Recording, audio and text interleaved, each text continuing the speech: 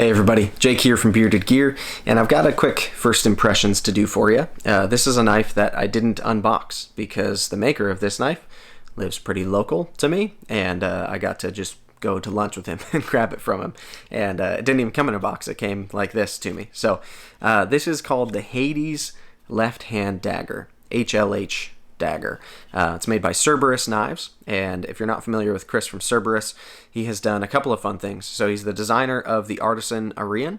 So that's a model that he's licensed to Artisan, and then he also has a fixed blade version of that he does himself that are built here in the US, and then he now has these pries, which you'll be seeing more of here on my channel shortly. I've got 2 of these in to check out.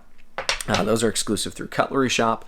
And yeah, there's this Hades left-hand dagger. I'm sure there's something that I'm not remembering that he makes. He makes a ton of scales. I've shown a bunch of his Spyderco scales here on the channel over, I don't know, the course of since I started the channel. Basically, I've used several sets of his scales on several different Spyderco models. So busy dude, makes a lot of really cool stuff, and I've met up with him a few times in person. We've become friends, and so when I bought one of these from him, I just said, hey, don't ship it. I'll just meet up with you for lunch and we'll grab it there. I also uniquely was able to pick the color of the cord wrap under the black. You'll see there's colored cord under there. Because this one was wrapped in blue, and for some reason he needed to rewrap the handle. So when he was doing that, he asked me what color I wanted, and I was able to pick one that wasn't on the drop, which was really cool for me. So I picked this nice tan color. But yeah, this is designed to be a left-hand dominant dagger, according to the name. Being a dagger, it could go in either hand and frankly be fine.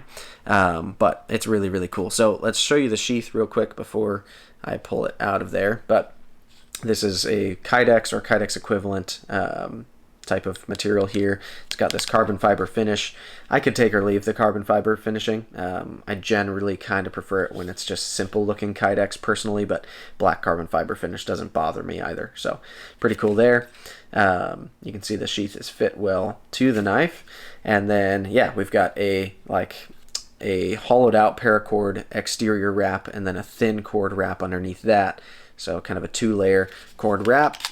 And then in here, you'll see I had him finish this in his nano ceramic coating, which he does personally. And so it's all blacked out, which looks really, really cool in my opinion. I've got a little bit of a micarta scale kind of at the bolster here that runs under this cord. And you can see just the tip of that come up with some hardware there. And then you'll see on this side, we've got some markings. I don't know how well you'll be able to see it. Am I holding that the right way for you? I am. So we've just got a little Cerberus logo and then CPM 3V. Or maybe that's a cryo logo. I don't know. C in a triangle instead of a circle. And then CPM 3V. So on this one, it's sharpened only on one side. It'd be pretty easy to put an edge on the other side as well. But right now, just got the edge on this side. And this side is dull. But yeah, it could very easily be made into a double-edged dagger. In California, I don't think there's the legality isn't quite there, but it'd be pretty easy to toss on a KME if you wanted to, or whatever sharpening system you have. So yeah, this thing is pretty small. It's designed to kind of be a backup blade, I would say, or for people who prefer smaller knives. For me, I see it definitely as a backup blade. I typically carry a reasonably sized folder front right pocket as what I'd consider my primary, but this would make a really great secondary. So far, I've only carried it in my fanny pack. You'll notice I haven't put any clips or anything on here, but I've had it in my fanny pack the last couple of days. I have pulled it out to cut a few things, and so far so good. I'm liking it in that way, but it's an interesting design because these are CNC machined, even the bevels. Been to the shop where they're doing this, and it's really cool the way that they've figured it out. It's an efficient way to make this knife, honestly, because you've got it completely flat back here. It's chisel ground, but it's like chisel ground on both edges, so really interesting in that way. But these machined bevels turned out really, really nice. It's a stout grind, if you will, but because it's a chisel grind, the inclusive angle really isn't all that steep. Still definitely thick behind the edge. This is not designed to be a slicing dream. This is absolutely like a piercing focused, it's a dagger, right? Let's not hide the ball here. This is designed to pierce into things. So although it will cut okay because it's got an edge on it and it's a knife, it's not going to slice as well as things that are made to slice. Like this hollow grind, which is thin behind the edge, stays fairly thin. This is a slicing profile. This is not a slicing profile. As you can see, it's just thick behind the edge because it's designed to retain some strength and be able to stab into hard objects. But yeah, stylistically, I love the way that it looks. I love that they took the time to machine this fuller out and then some holes into the fuller. I love the combo of the little bit of black micarta showing through here. And then this really well done cord wrap. Cord wrapping is not the easiest thing in the world. I feel like sometimes cord wrap gets looked at, maybe it's because of like the show Forged in Fire, but some people consider cord wrap like a lazy handle to do on a knife. But I've experienced a lot of cord wraps, some of which I've just attempted to do personally, that were not great. And there's a big difference between a cord wrap that's like executed really well and one that kind of a novice threw together. And this is executed really, really well. It's hardened on the exterior. It's perfectly symmetrical. The cord wrap underneath the cord wrap adds a little bit more kind of girth to it, and it has a better feel because there's that layer of cord underneath it. And also aesthetically, it's cool to have that little bit of color showing through. The drop that he did of these, I got one on the first drop, but the drop he did, there were a couple of colors available. I lost the page. But he did, I think it was blue under wrap, red under wrap, or yellow under wrap. The yellow one kind of looked like a Kill Bill inspired implement. But yeah, they turned out really, really good. I'm liking this thing so far. First impressions are that it's just sweet. There's something about a dagger that's just really, really cool, honestly.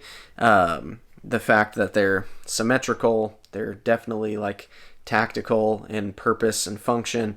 They seem very action movie-esque. I don't know, they're fun knives to have around, even if for most people, myself included, it's certainly not the most functional knife in terms of like shape and grind for everyday tasks. It's just not meant to be. But it's also fun to just buy knives sometimes that you buy just because they're fun. Like, as long as you have a good EDC knife that covers the bases that you need, then why not also get some fun stuff too? It's kind of the way that it works. And I've had a couple of dagger ground blades. Mostly they've been like OTFs. Like I have a Hawk Deadlock Model C right now. That's a dagger ground blade, and it's freaking sweet because it's dagger ground.